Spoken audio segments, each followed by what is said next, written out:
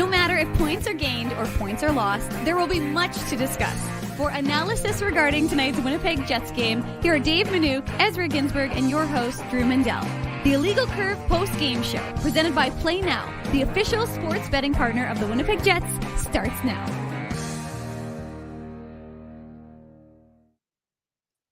Good evening, Winnipeg. Good evening, Manitoba. And for all those joining us live, wherever you are in the world or on the winter web, I guess those are the same things.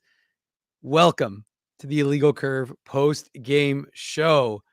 I am today's host, Dave Manouk. He's my main man, Ezzy Ginsburg. We're twinning right now, Dave. We are twinning. I'm wearing the red icy hoodie. You're wearing the red icy shirt. And the Jets are twinning because they keep replicating, Ezzy, the wins. They're twinning winning. They don't have one win. They don't have 2 wins in a row. They don't have 3 wins in a row.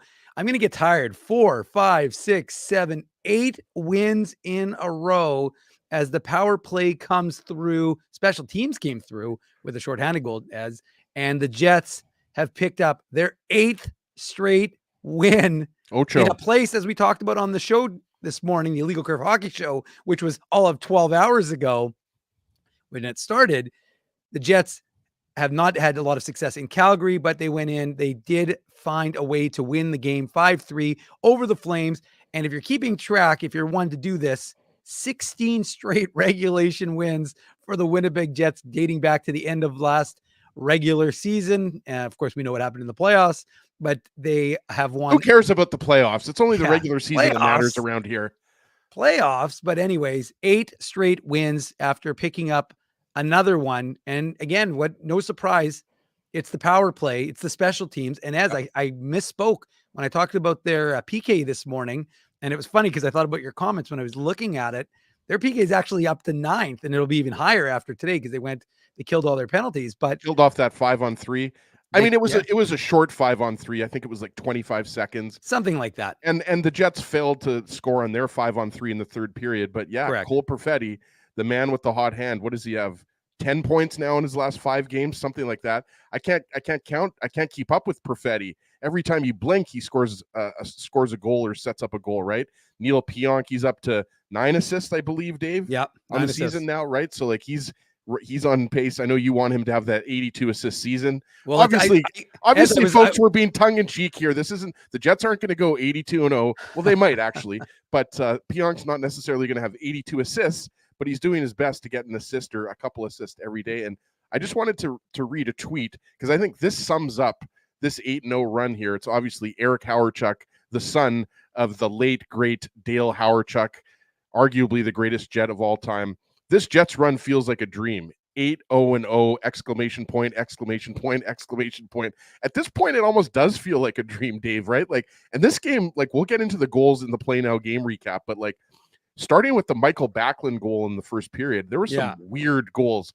Like, I still don't really know how Dylan Samberg's goal went in. Like, I hope I hope we give him the secret shot of the game. Maybe we should just call it like the weird shot of the game. Yeah. But like, there was just some weird goals in this game, right? Like Rasmus Anderson's goal, also like off of Comrie's head. Like it was just like kind of one of those games where it seemed like a lot of the shots that were directed on net were going in. It wasn't necessarily like, I wouldn't necessarily call it a high event game. It was an okay game between a couple of Western Canadian rivals, right? But, Comrie, obviously, bit of a rough night for him. But at the end of the day, he gets the win, and it's his 2nd win of the season and the Jets' 8th win of the season, and the good times keep rolling. And really, that's all that matters for me at this point. Well, and it gives good times. But more importantly, it also gives Connor Hellebuyck a night off. It gave Connor Hellebuyck, that's what you need, right? You don't want to see him overworked.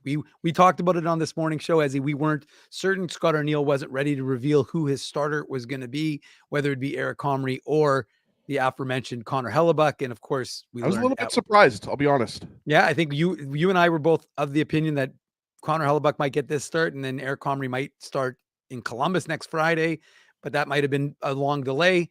And yet I think what you said, sorry, Dave, I was just going to say, I think what you guys said made a lot of sense. I mean, Hellebuyck, you want to give him that Michigan game. Yeah. Detroit, but obviously he's from Michigan. That's what I meant. Absolutely. So the fact is that you knew that he was going to want that one. You knew probably Hellebuck's going to want that game against the Leafs on Monday night in Winnipeg. And so look, this is the Jets team that just keeps finding different ways to win. And I think weird is an appropriate way of describing, a number of the goals, especially the first two Flames goals, Ezzy.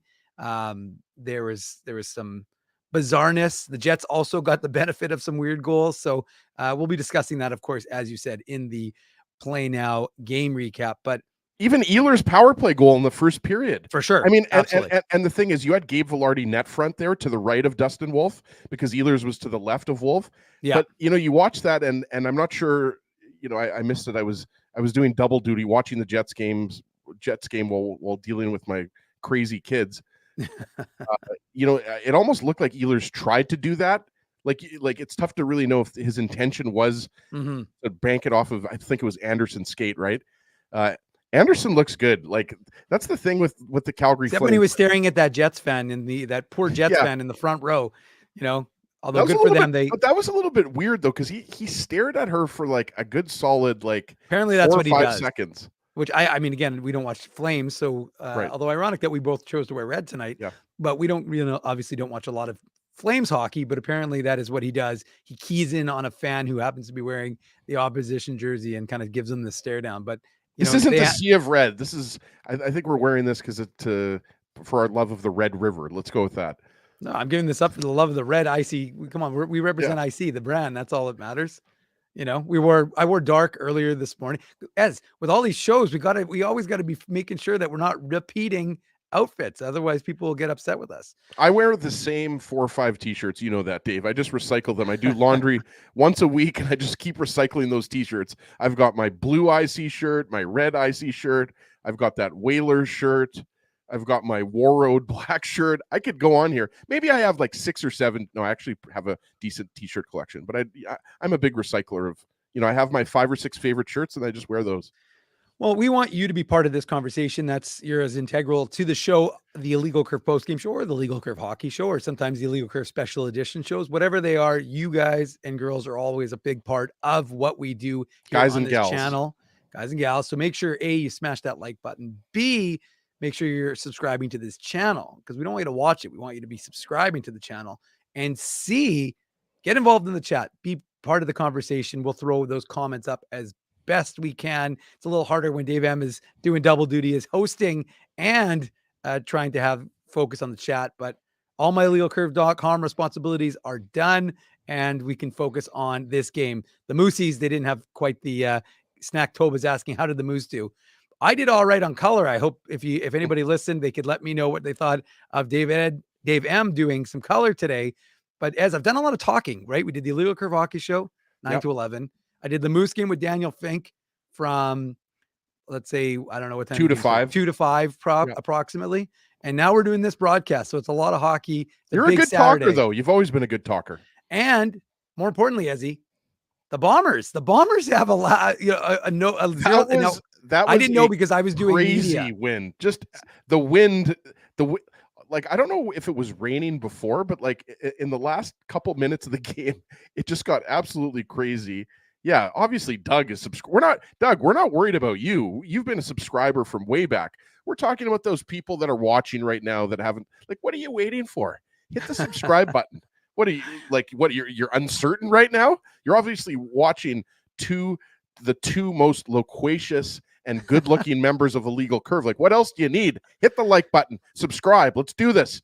But yeah, huge win for the Bombers, huge win for the Jets. It would have been nice to get that Manitoba trifecta with the Moose win. But look, the Moose are back in action against Rockford tomorrow. They can pick up the W tomorrow. They can, and if you want to go to the game, Dave at illegalcurve.com. We got 4 tickets in the IC zone. Hit me up with an email. We'll set you up. Like, we're giving away Moose tickets here. Like, subscribe. What are we waiting for here? Well, look at this. Why are we all wearing the same color shirt? More importantly, what are you even doing on the show? I was hosting. Drew, thanks for joining us from the after getting the golf course. Were you just coaching a college football game? Nerd alert. I wasn't. I was out with the kids, and the timing got away from me and everything else. So I'm pleased to be here. Well, hold on. Let's see how the folks feel about you being here. Interesting. Thank you, Greg. Hold on. Sorry. Greg has another opinion. Greg really doesn't like me. We have to give Greg something for that. That was amazing. That was funny. I was wondering, like, what did I do to Greg? Why is he already so upset? For those listening on the podcast, it was boo followed by a longer boo. We're happy to have Drew. We're happy to have you.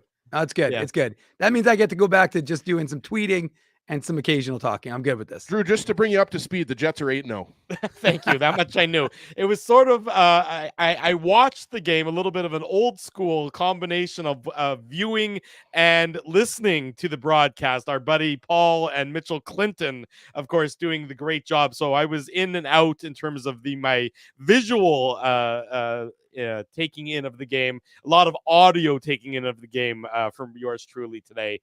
Try my best to stay married and, of course, be a good dad simultaneous. So that's what sort of caused me to be a little bit of in a hiccup this evening. But I appreciate, notwithstanding Greg's booing of me, I appreciate you guys allowing me to join you a little bit late on another victory for the Winnipeg Jets. I mean, it's sort of, it's hard to believe, but I was thinking as I was driving home, listening to the end of the game.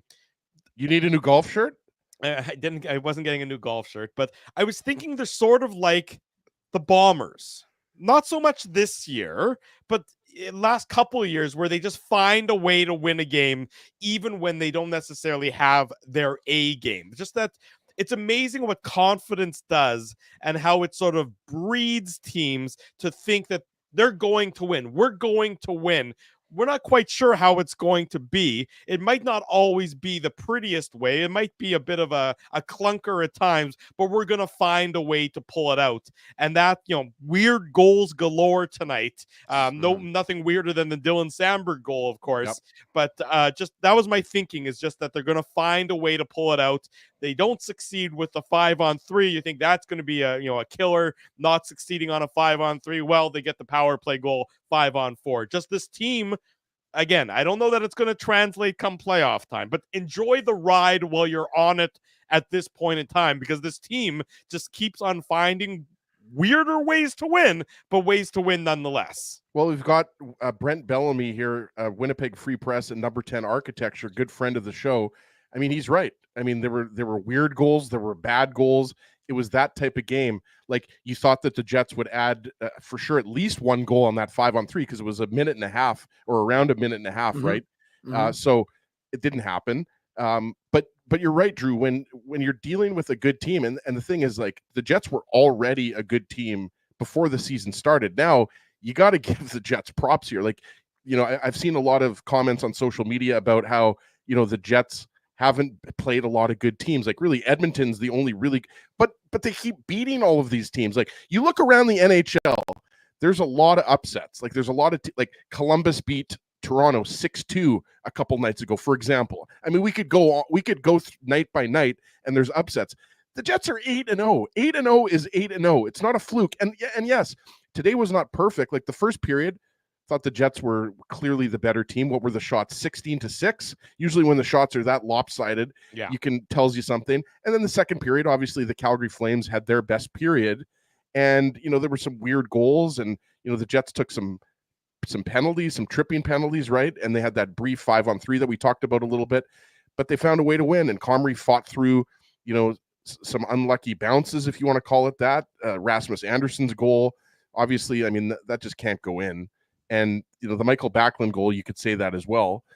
But, I mean, they found a way to win. It's cliche, but when you're a good team and you're on a 7-game winning streak, obviously now 8, you're expecting the Jets in a tie game in the third period to be the team that ultimately comes out of it, right, Drew? So that's just it. this is just fun. It's been a wild ride, and hopefully it keeps going against Toronto. You know what? There's a gust of wind in Percival Molson Stadium for the Bombers. There's a gust of wind in the Saddle Dome for the Jets today. I mean, I don't know what else you sort of chalk it up to. Just weird things happening to the benefit of Winnipeg sports teams, and the Jets, just like the Bombers, are finding ways to win games. And the Jets. I mean, tonight's just a weird one. It starts poorly, 28 seconds in. Catch me up. Have we done that? We started the Play Now game recap. We have not. We are still in the preamble, Drew. And I want to highlight this comment by Marco because I think it's true. And I'll read it for the benefit of those in the chat. This road trip proves Jets are beating teams we are supposed to be beating, and this includes Toronto come Monday night. That's some foreshadowing for the folks. Comrie let in bad goals, but rebounded and shut the door. No panic, says Marco. And you know what? He's right. Like, Comrie knows that those goals can't go in. And he had been playing well, right? He had made a number of really nice saves. And he also had to be pretty good on a 5-on-3. So, it's an unfortunate situation for him, something he has to, be better at in the future. But ultimately, the one thing you want to see from this Jets club is the fact that they are defeating these teams. And Drew, we talked about it. I already mentioned it, how Winnipeg, I think it was you who brought it up, hadn't had a lot of success in Calgary. And yet there they go. And they come up with a big win to get to 16 points on the season. I mean, guys, it's pretty remarkable. 8 games, 16 points already. And I'm not suggesting that this makes them a lock for the playoffs, but I mean, it might not even make them give them a lock for first place. Dallas is beating Chicago 3-1. Yeah. And Dallas is only 2 points. Like, they're temporarily 4 points. Minnesota back. Lost today. If we're going to scoreboard watch, Minnesota, St. Louis, and Utah all lost today in regulation. So the Jets, at least, well, I mean, you know what? Normally I would laugh and say, well, why are we even talking about this? But it's all these teams have been winning. If you look at the standings, the win streaks for almost all the Central teams they were winning. I think only 2 teams had losses. So it's kind of important when, to the benefit of Winnipeg, when you are picking up these victories, to at least give yourself a little bit of a gap through behind some of the teams that are behind you. Again, we're not going to scoreboard watch in game 8, but I just thought it was interesting that finally a few of those teams behind them lost. Well, just think about if the Jets were 4-4 at this point rather than 8-0, and where they'd be in the standings, and how much room they'd have to make up to catch up to some of the teams in the Central Division playing as They've well almost as they already clinched a playoff spot. Like, I'm not even joking when I say that. When you give yourself an 8, last year you said the Oilers were dead after going 1-10-2 to start. So you did, Ezzy. Maybe you could stop with your clinching playoff spots, not clinching playoff spots in the month of October. It's October. And I just said the Jets have clinched a playoff spot. I think it's definitely crazy season. Guys, the Jets just keep winning. I can't handle it. There you go. Go ahead. I was going to say, let's get into the goal-by-goal recap. It's the Play Now game recap here on the Illegal Curve post-game show. The Play Now game recap. Don't bet on illegal sites. Bet with Play Now instead. Manitoba's local, legal, and secure gambling site. 18 plus. Enjoy responsibly.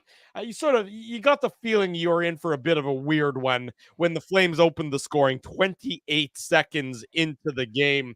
It's just a scrum next to Eric Comrie for way longer than you ever see sort of a goalmouth battle for. A goalmouth battle usually winds up after 5 seconds, 6 seconds. Either the puck gets frozen or gets cleared, or the goalie or a goal goes in. Instead, it just seems like it was just going on and on and on and on and on. And eventually it ends up with Michael Backlund getting his second of the year, assist to Kevin Ball and Connor Zary. And the Flames, I guess this is for the Jets, the 4th straight game they've given up an early goal, and the Flames get what they wanted on home ice, an early 1-0 lead here, Ezzy. Yeah, I don't know if we should start calling the Winnipeg Jets like Seabiscuit, because he obviously used to start from behind and win, right? Mm-hmm. Yeah, that's what you're right. Seabiscuit a great closer? I mean, I don't know. No, that's what Seabiscuit did. Seabiscuit liked to start from behind, right, okay. Dave? I mean, Dave, you're the horse racing guy. Horse aficionado. Yeah, you're the one who's tried horse. Despite my Kentucky ties, it's only Manuk that's ever owned a horse on the show. It's true. Exactly. Shout out to Waggles. Waggles, true. Avenging Bullet, Honor Play. We had a number of horses. Yeah. Exactly. The very back end, and it was like a small fraction, but whatever. Fortunately, I owned the glue factory where they all ended up, so everybody wins. That's funny, Drew. But yeah, I mean, the Jets were running around a little bit in their own zone, and like you said, there was lots of hacking and whacking in front of the net. You had Velarde there.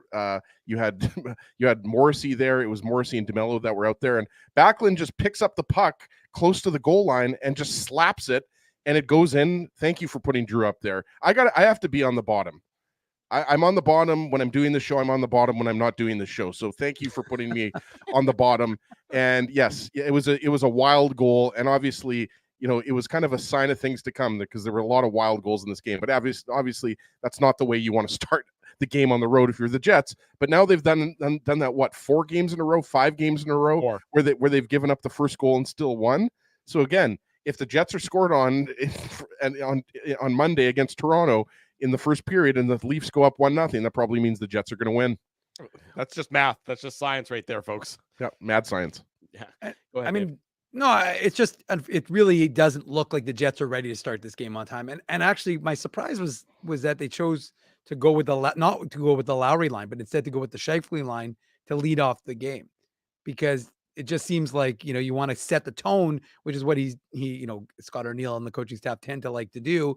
And you thought maybe they'd start the Lowry line. They don't. And, the tone was set, but it wasn't a good one. And they just didn't look ready to go from puck drop. And it just was there's a lot of casualness, a lot of guys just standing around.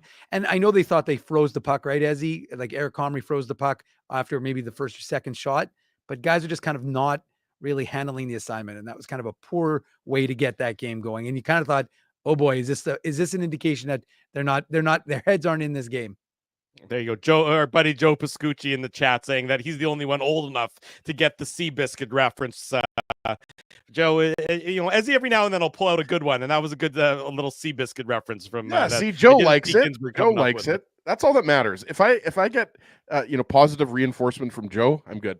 There you go. 1-0 early for the Calgary Flames, but the Jets don't blink.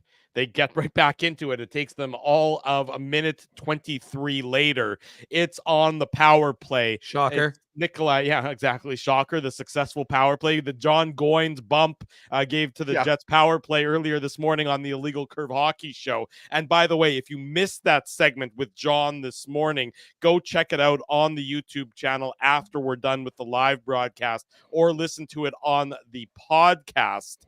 John Goins, the discussion we had with him, it was in hour number 2, about 90 minutes into the show, talking about the Jets and their power play effectiveness. Really interesting conversation. So go check that out from this morning.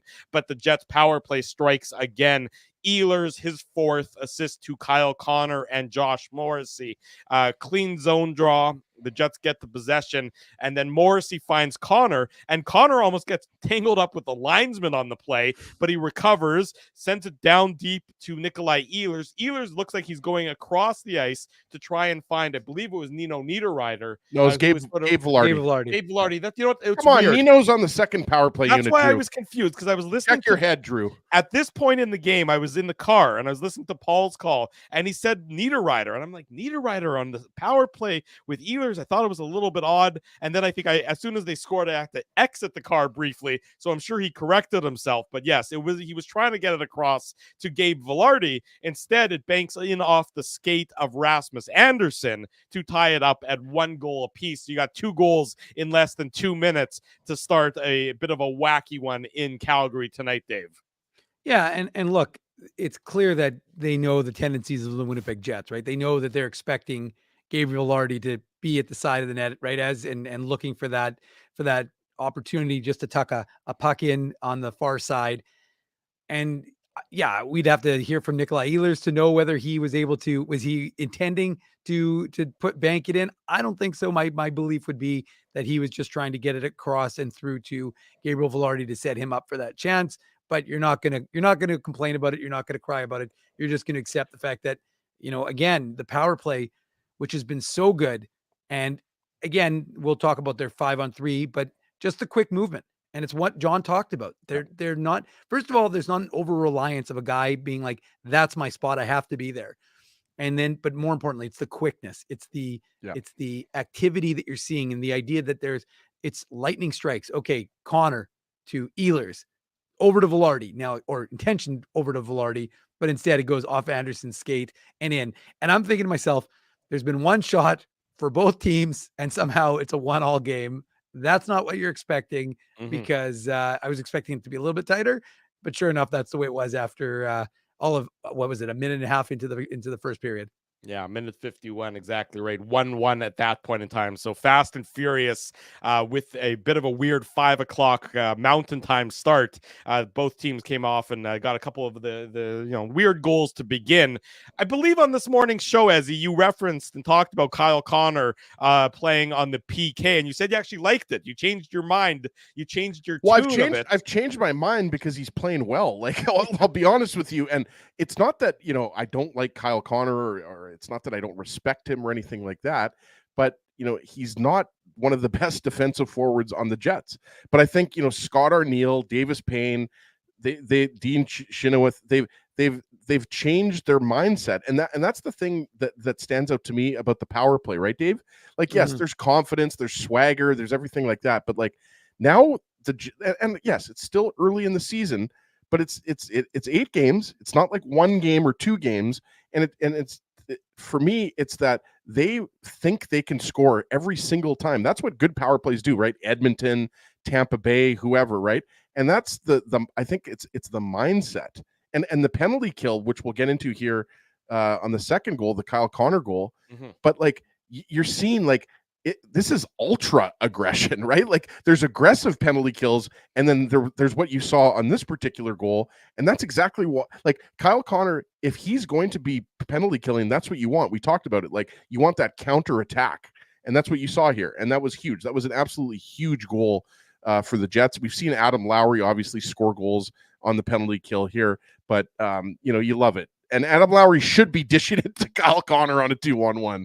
He should, and he does here, and it starts the Flames like it's a shorthanded goal, as we mentioned, for Kyle Connor, assist to Adam Lowry and Neil Pionk, and it starts in the Jets D zone. It's a bad pass from Rasmus Andersson to Mikael Backlund. It goes sort of through Backlund's skates. He sort of handcuffs him with the pass, and then Neil Pionk jumps on the loose puck and he headmans it up to Adam Lowry, and Adam Lowry starts on the like a house on fire, going backwards, 2-on-1. Anderson is the defender back for the Flames, and Blake Coleman is in a chase position trying to catch up to Kyle Connor, and Connor does a great job shaking off Blake Coleman. Lowry with a great pass to Connor, and Connor is able just to sort of prevent Coleman from interfering with him and breaking it up. And he makes no mistake. He puts it over Dustin Wolf to give the Jets the 2-1 lead. It's a shorthanded goal.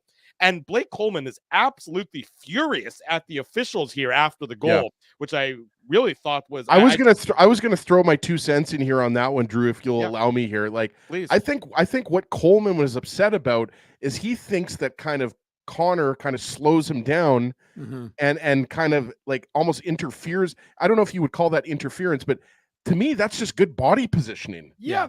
Like, I don't like Coleman was beat to the puck. Like, to me, that's like, if he stops up and kind of holds him there for a second or two, but to me, that was just Kyle Connor getting great positioning, getting the inside track, if you will, on Coleman. So I watched that replay several times, because obviously I knew we'd be talking about it tonight. Yeah. And I don't think there's anything wrong with what Connor did. That's just good positioning.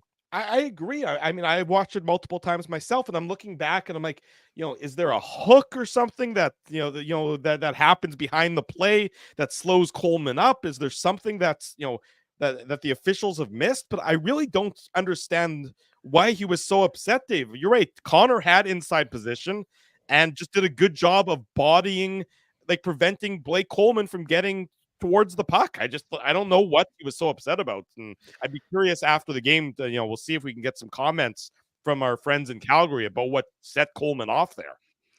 As an aside, from the classic Dan Aykroyd, Eddie Murphy movie, Trading Places, whenever I hear anybody use the word Coleman, I think of that movie. Okay, but you're right.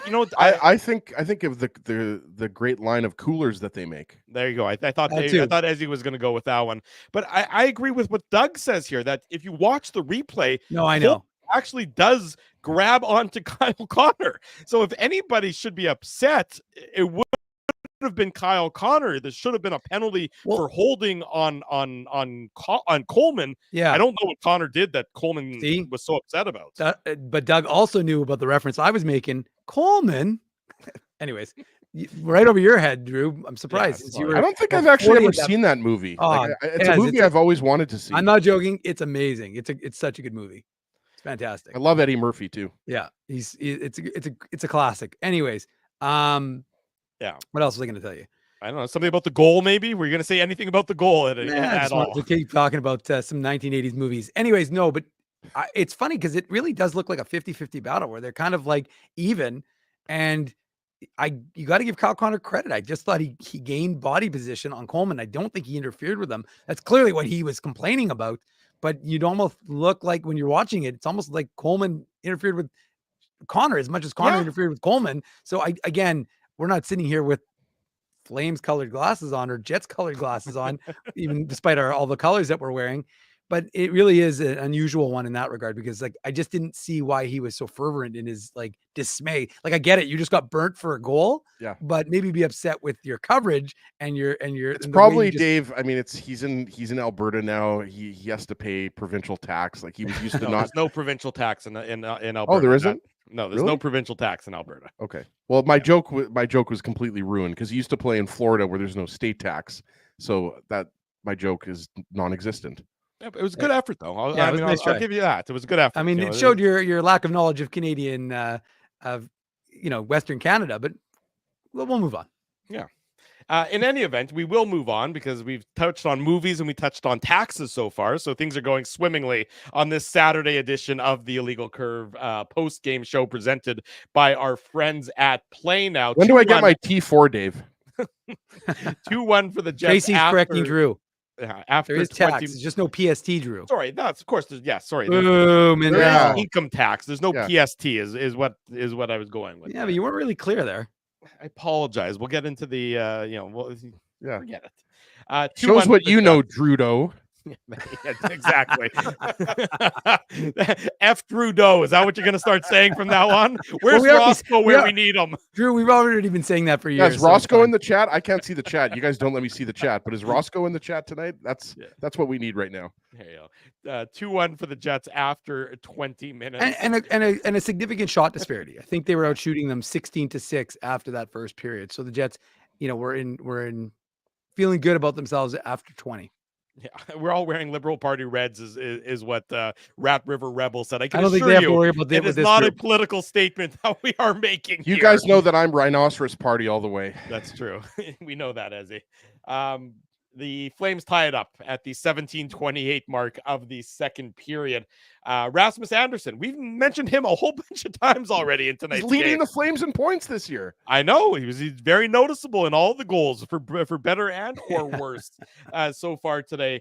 Assist to Andrei Kuzmenko. Again, a night of strange ones, and this one is certainly one that Eric Comrie knows more than anybody cannot go in. Dylan DeMello rings it around the boards. It looks like Morgan Barron is unable to get it out. Then the Jets are doing a little bit of a Keystone Cops routine. Rasmus Kupari gets the puck lifted from him. And then just from a terrible angle, Rasmus Andersson banks it in off Eric Comrie. Not a goal that is going to show up on any highlight reels or anything along those lines. But certainly, one that the Flames will take as they almost are almost down through 40 minutes. Instead, it's tied up after 40 minutes, Dave. Yeah, I mean, it is, as you said, Drew, it's a bit of an unfortunate situation because the Jets they're not looking crisp, right? They had a chance. There's a opportunity to get it out a number of times along the board. They lose the battle. Dylan DeMello tries to get the puck over to Rasmus Kupari. He doesn't, kind of handles it like a grenade. Then, he Rasmus backtracks, right, Dave? Right. And that's when you do that. And the puck was rolling, I think.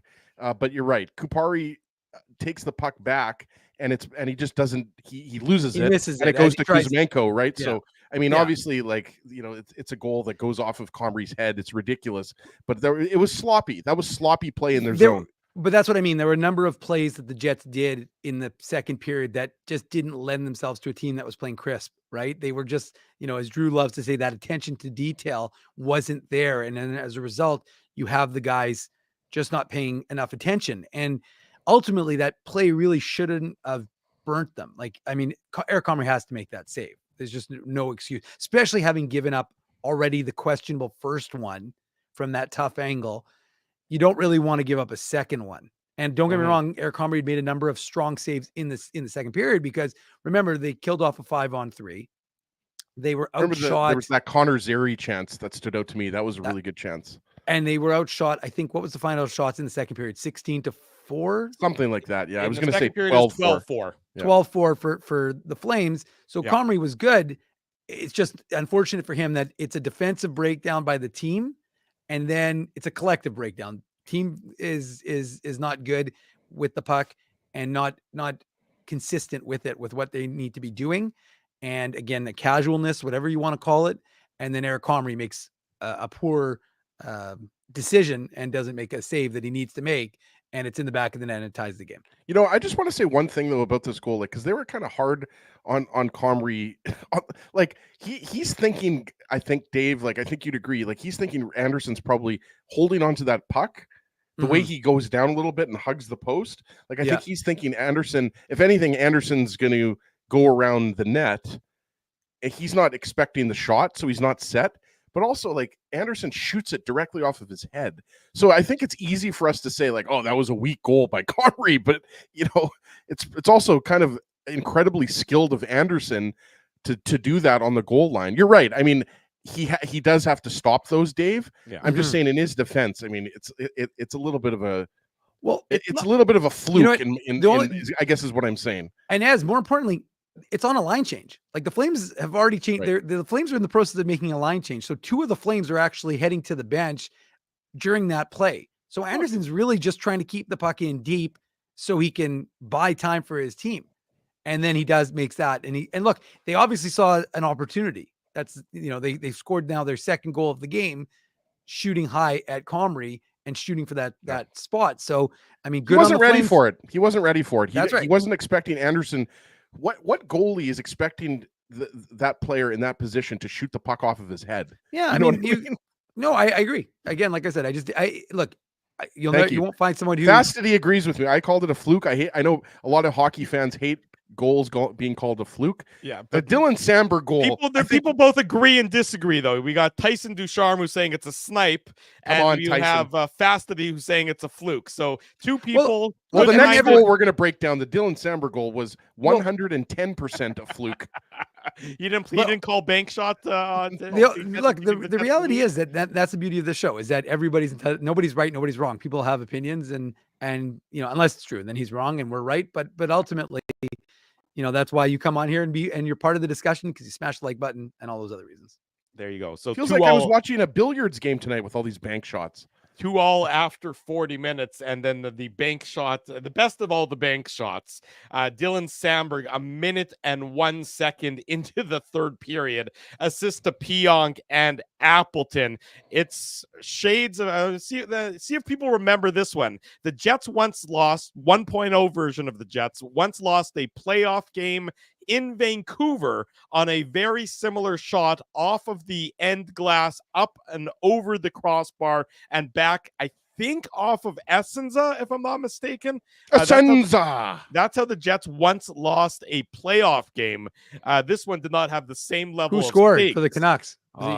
You're asking me too much of that. Is Greg Adams? If Joe is still and if Joe Pascucci's still in the chat, he'll know who scored for the Canucks. But not only will he know, he'll be tweeting you the video. I'm going to throw out is it Jyrki Looming? That's what that's the name that came to me. Lume. Yeah, that's the name that came to me. No, that's Drew coming onto the show 10 minutes late. Looming.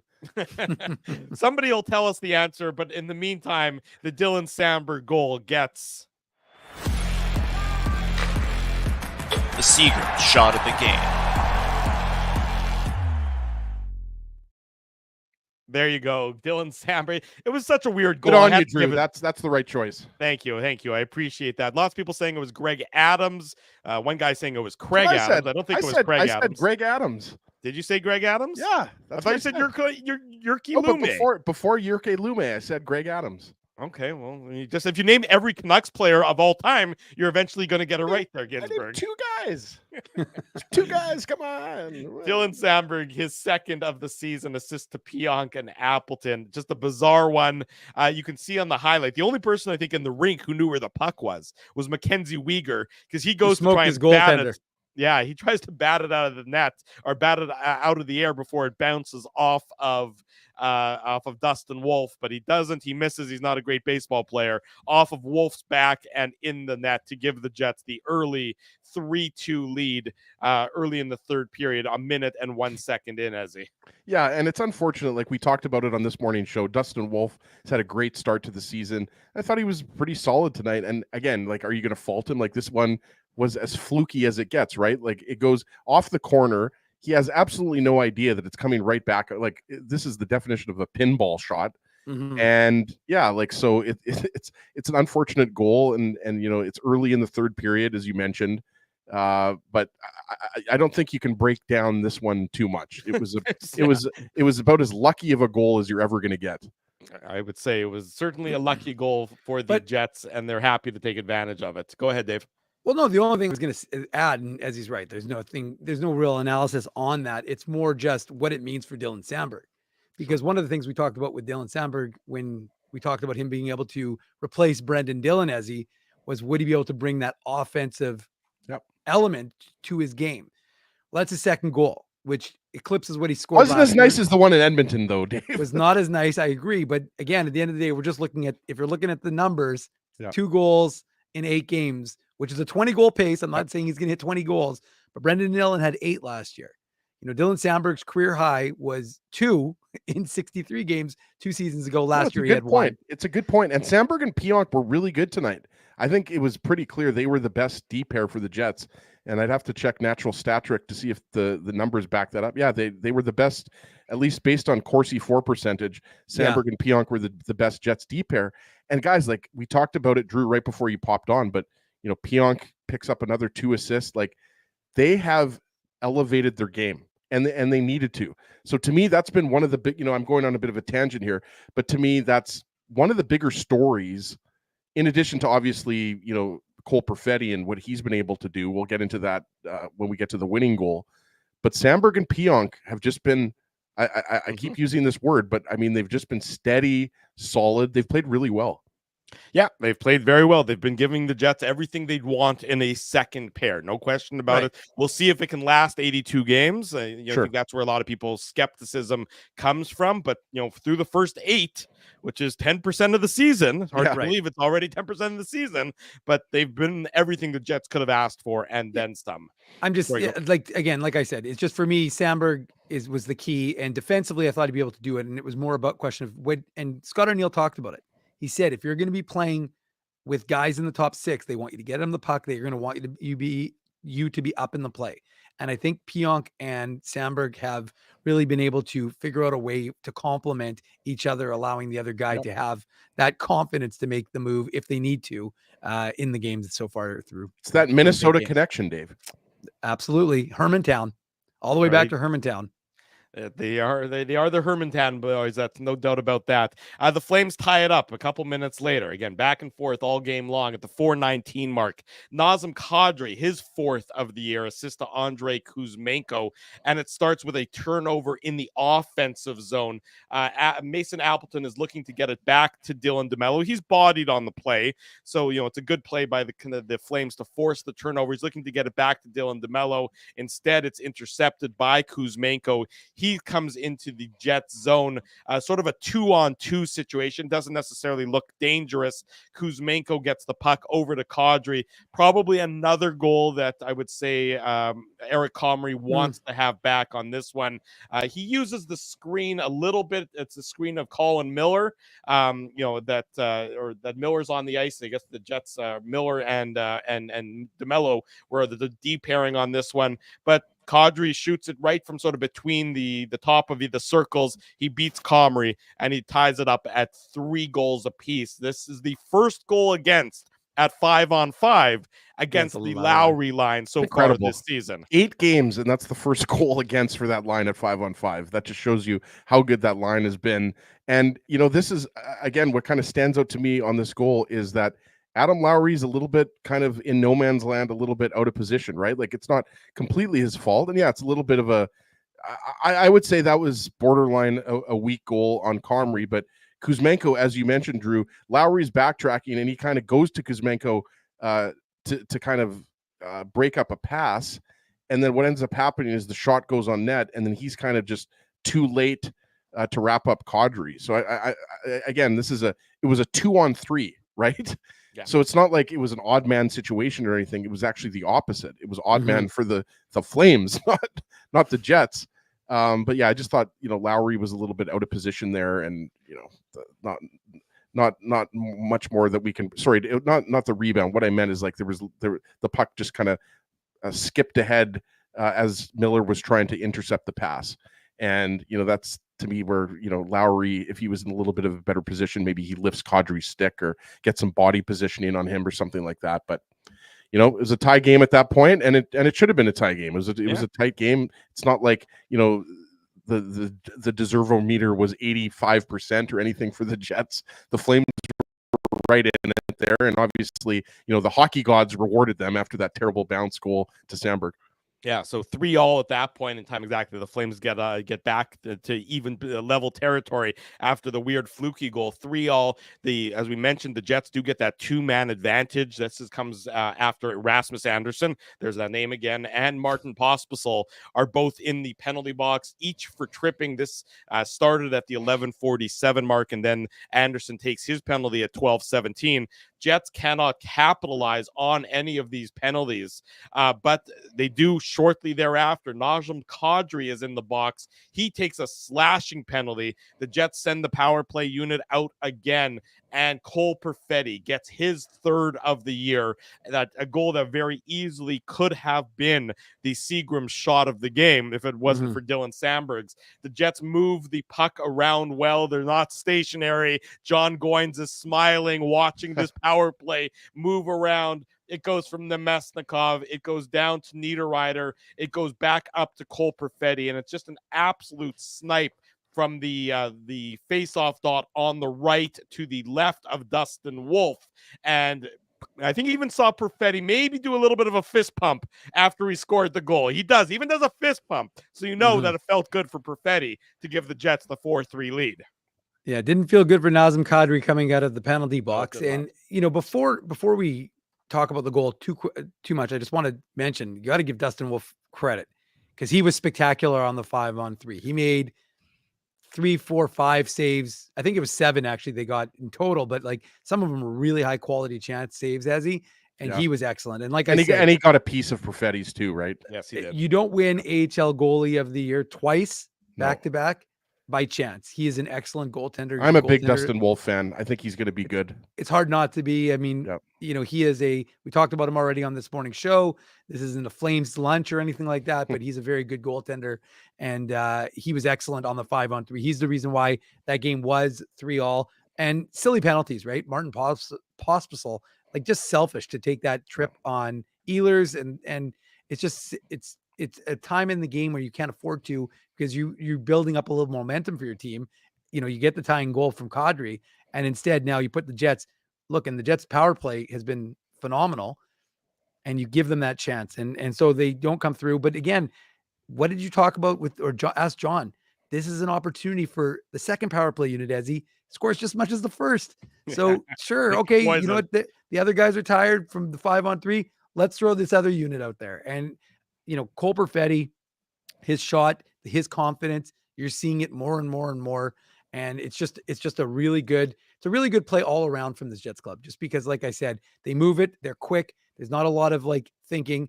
And, like I said, Nino Niederreiter finds Cole Perfetti, and it's just a great shot. And yeah, you get that fist pump from 91 showing a little emotion because he knows 4-3 game late in the game, and could be the one that propels Winnipeg to an 8th straight victory, which of course in the end it did, but just a real nice play by the second power play unit. And if I could just throw in one thing here, which I thought was interesting. I'm not John Goyen, so I'm not going to articulate this probably as well as it. Like Drew mentioned earlier, if you didn't get a chance to listen to this morning show or watch this morning show, whatever, if you choose to do the podcast or watch the replay, whatever, we appreciate you watching or listening, however you do it. I could listen to him talk and break down hockey all day long. Like, for those who don't know, he's a former QMJHL coach, and he does work for Daily Faceoff with our boy Frank Saravelli and Tyler Yaremchuk, and he was really good breaking down the power play. So check it out. But I just wanted to say one thing here, which was interesting, because Perfetti had the puck to the left of Dustin Wolf, gets it back to Pionk. Pionk then goes to the other side. Niederreiter, I thought it was interesting because Niederreiter is in the Gabe Velarde position, if you will. And what I thought was interesting is, instead of maybe trying to go to Iafallo or giving the puck back to Pionk, what he does is he goes behind the net when everybody is focused, like the Flames are loaded on the other side. So I just thought that was interesting to me. That seemed like a bit of a set play. Like that to me wasn't like just by accident. He wasn't just kind of necessarily, freestyling that. Just something to look out for. I like how what the Jets are doing is for both the first power play unit and the second power play unit, you're seeing a variety of looks. It's definitely not a stale power play like it was last year. It's not, it's definitely not stationary by any stretch of the imagination. 4-3 for the Winnipeg Jets at this point in time. It's late in the. Sorry, go ahead, Dave. Yeah, I was gonna say I'll be clipping that for tomorrow because tomorrow the Jets are gonna be off, so we'll make sure the we. John Goyen segment is what you're saying. Is what John Goyen segment? Yeah, because Winnipeg Jets is saying, as he's right, the John Goyen segment is a must watch. So we will make sure that I will clip it so you can watch that in of itself, because mainly focused, of course, on the Winnipeg Jets. So I think interesting for Jets fans to pay attention to. Certainly on an off day, it'll give them some little Jets content on an off day Sunday. So the Jets now have the lead. There's 3 minutes 45 seconds or so to go in the game. The Flames pull Dustin Wolf. They have zone time. They have possession in the Jets zone, and then Rasmus Andersson takes a shot. It goes wide, and then the Jets win 2 puck battles. So you go back, you watch this clip here. Samberg wins a puck battle against Huberdeau. Lowry wins a puck battle against Sharon Govich.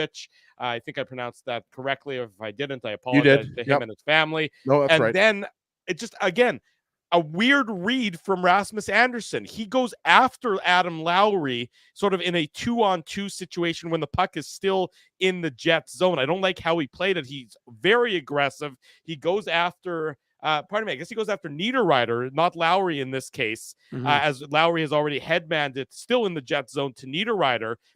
If he plays it more cautiously, it's 2-on-2, and instead he comes charging at Niederreiter. Niederreiter says, okay, I'm just going to flip this puck to the space that you vacated, and Mason Appleton wins the puck, wins the foot race to the loose puck, and is able to put it into the empty net. So again, Rasmus Andersson, great player, leading the Flames, but just had a really sort of chaotic night tonight for the Calgary Flames. Yeah, no, I'm with you. I'm just watching the replay here, and obviously we usually don't break down empty net goals. But the reality is, Drew, Rasmus Andersson, there's no way that he had time to make a play on Niederreiter where he comes out with the puck. That's what you're trying to say, right? Like there's with the minute 20, whatever there was left, you're obviously going to take risks and you're going to press for a goal.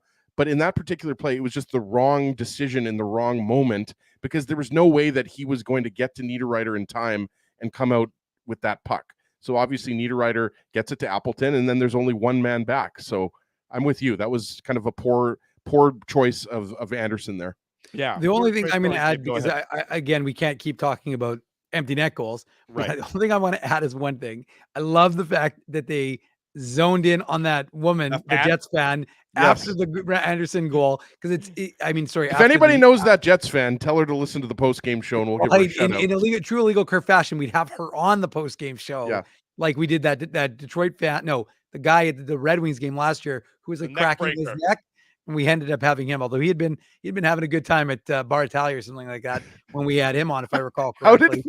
How did we get that guy on the show? Because his cousin watches the show, so we were talking about it and we joked about having him on, and then he facilitated it. But anyways, I'm pretty sure that guy did not know he was live with us when he was on with us. I suspect not. That's some again classic IC. But he was tying one on that night. Yeah, he was. But no, I was just going to say he was in the Ezzy zone. Yeah, he was.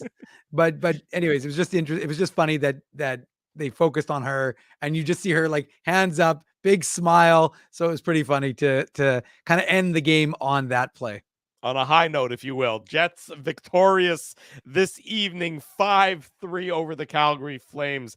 8 wins in a row to start this year, 8 wins in a row to end last year. Monday against the Toronto Maple Leafs. It's going to be a fun one. Don't go anywhere. Everyone will be right back with more of the Illegal Curve post-game show. Saturday night, the clock's about to hit 10 o'clock.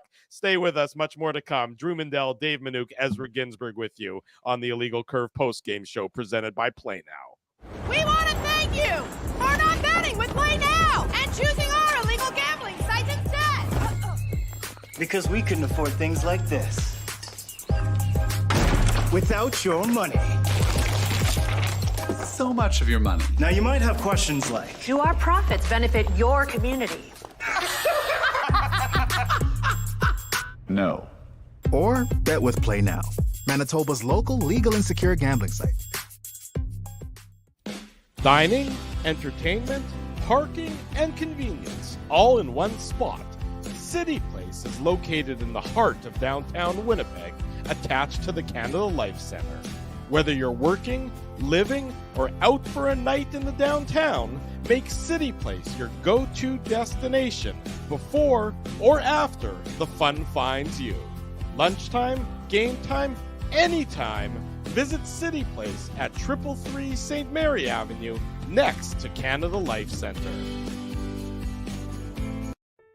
Holt Dental, the new official dentist of Illegal Curve, has a philosophy rooted in 2 unyielding principles: genuinely caring about patients and providing outstanding service.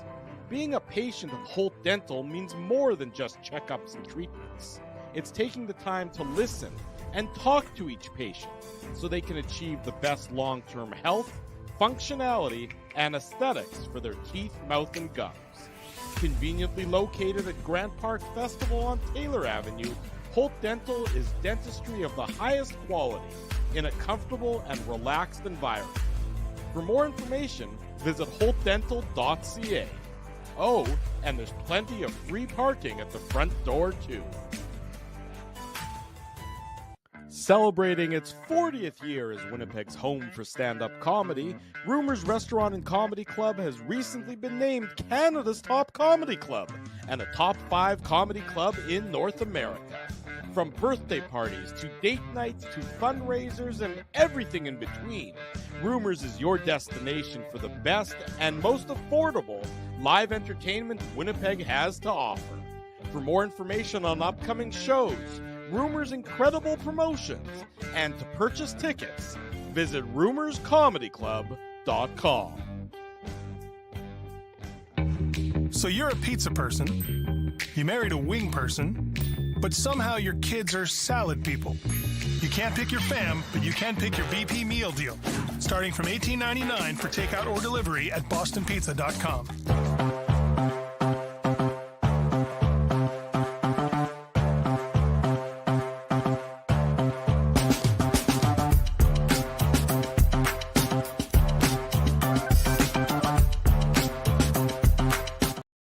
Sorry, I like the music. I just wanted to. I was like, grooving a little bit behind the I was like, "What's going on, Drew? That's an extended version by you." Yeah, I was. I was in the mood. I was just, I was getting my groove on. Everyone was enjoying it. It was a real good party going on here.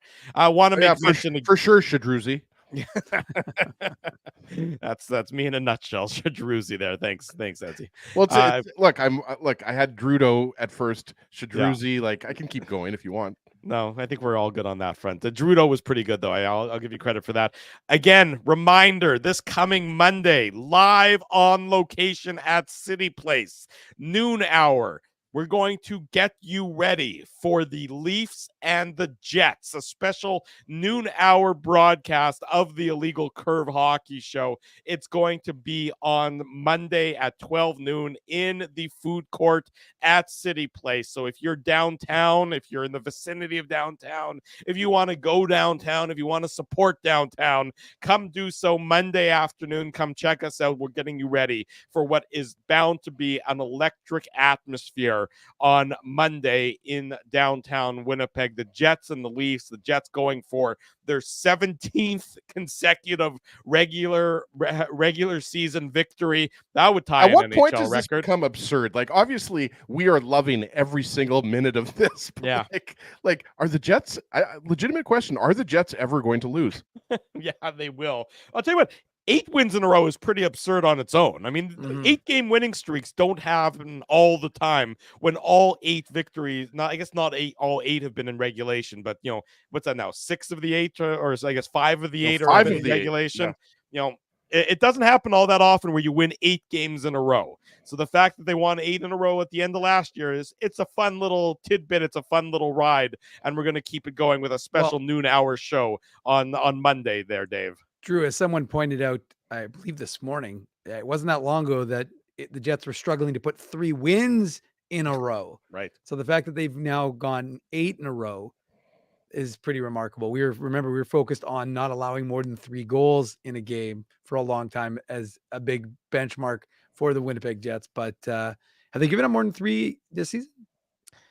No, I don't believe they have. Right, and I know that it was someone asked me that, me definitely not more than 3. It was so they I think that record would be, if you're allowed to continue, which I don't know why you would be allowed to, because it's a little bit absurd considering the 2 different teams.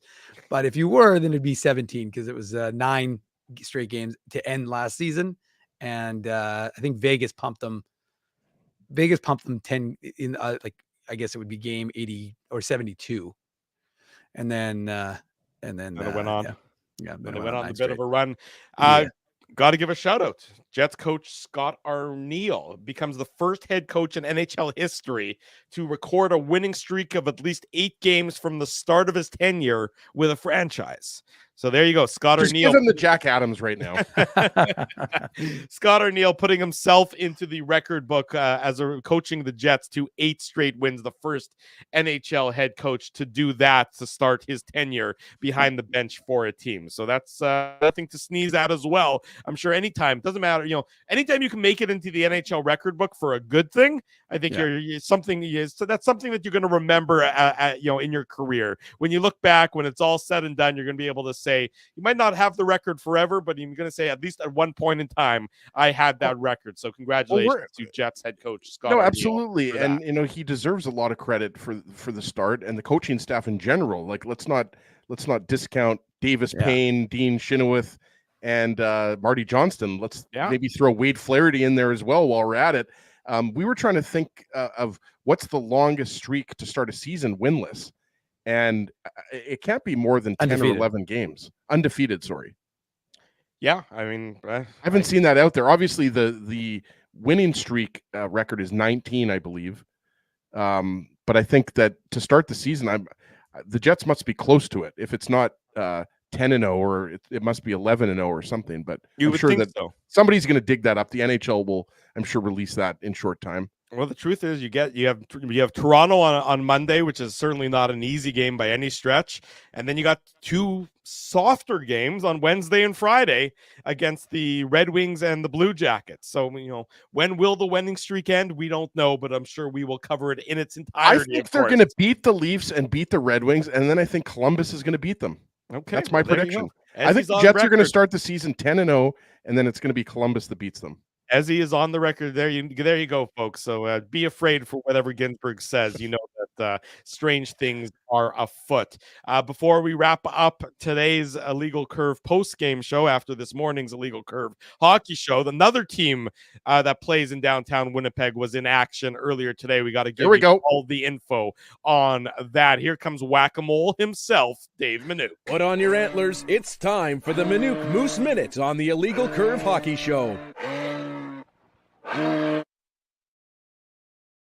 Hey, that's me. That would be I. Yeah. Unfortunately, a little different game because I was in the broadcast booth other than my No big deal. lower gondola spot. So I didn't get a Mhm. chance I mean, obviously I'm paying attention because I'm actually watching the broadcast. I wasn't clipping the way I normally do.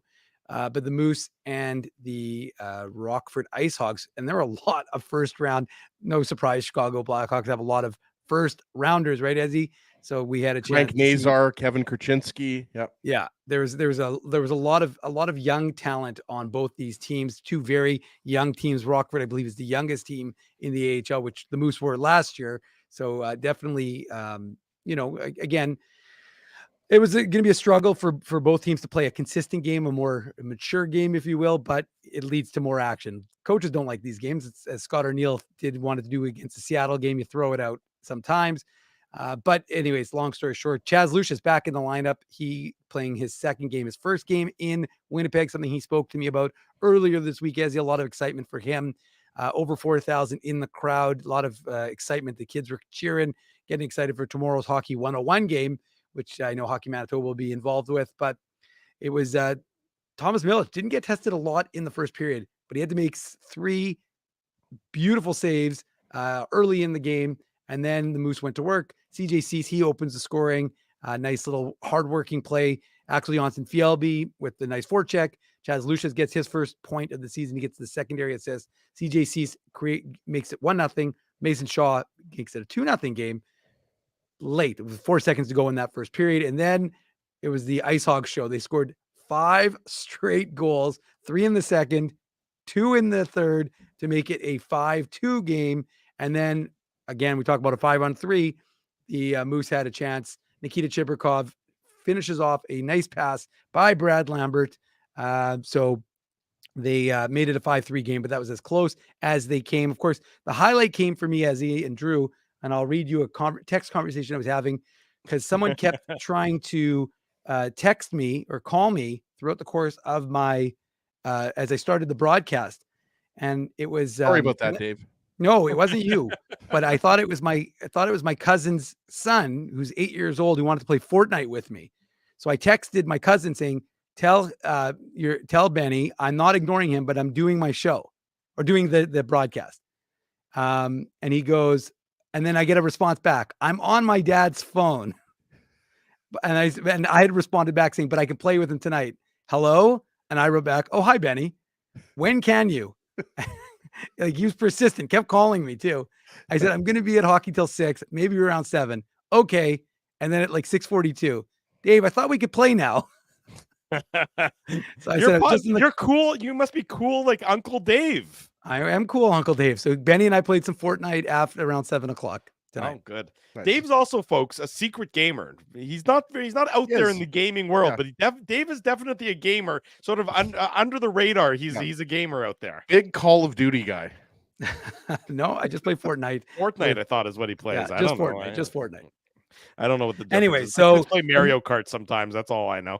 The Moose, despite Benny trying to coerce me, he wanted me to turn the Jumbotron into my Fortnite TV screen, which would be cool. Which would be pretty. If you were a real cool Uncle Dave, that you'd hook him up with that.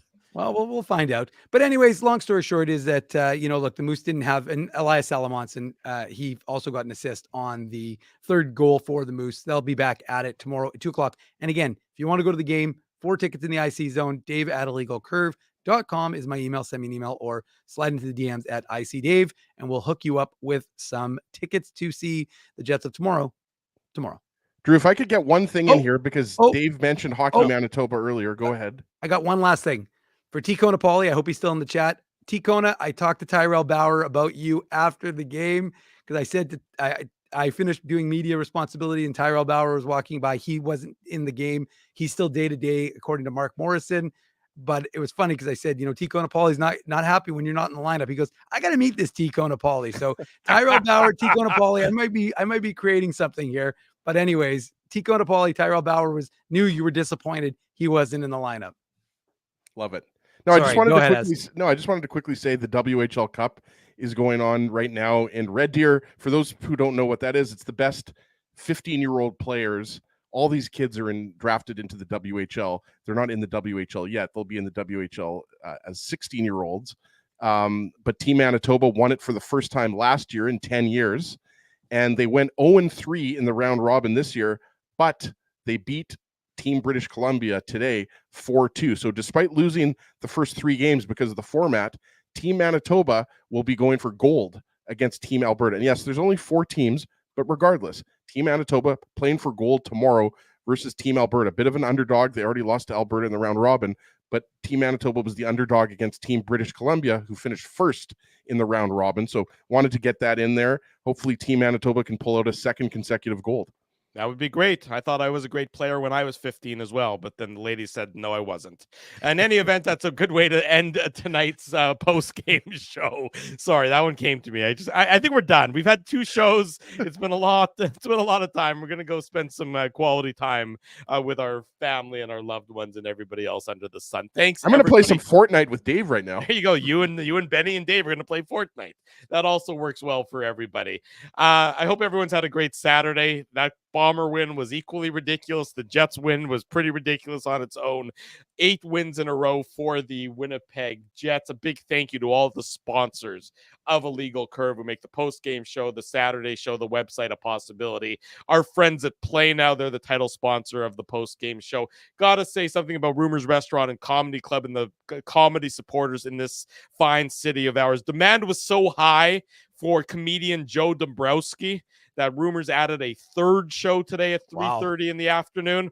That was sold out as well. So Right on. 5 straight sold out shows at Rumors between yesterday and today. So I want to pass on our thanks to everybody who supports live comedy in the city of Winnipeg, and great shows upcoming next week, of course, at Rumors, as there are every week. But got to make shout out to Benji Rothman. Yeah, Benji Rothman performed earlier this week. He has also previously been fake Drew Mandel on the Illegal Curve shows. And Benji did a great job as well. Our friends at Holt Dental City Place will be there Monday, 12 noon, food court. Don't miss it. The 3 of us broadcast, Jets, Leafs. I'll be stuffing my face. As he's going to be eating while we're doing it. It works out for everybody. Boston Pizza as well, and our friends at Seagram's. Support these fine businesses because of their continued support of Illegal Curve Hockey. If you haven't already done so, smash the like button, subscribe to the podcast, subscribe to the channel, subscribe, remind, never miss an episode. We're going to do it all again on Monday night, the Jets and the Leafs, Monday afternoon at City Place as well. Plenty of content coming your way, of course, on illegalcurve.com as well. For Dave Manouk, for Ezra Ginsburg, I'm your host, Drew Mandel. Thanks, everyone, for joining us. We'll see you again on Monday afternoon. Thanks. Have a great rest of your weekend. Be safe. This has been the Illegal Curve post-game show presented by Play Now.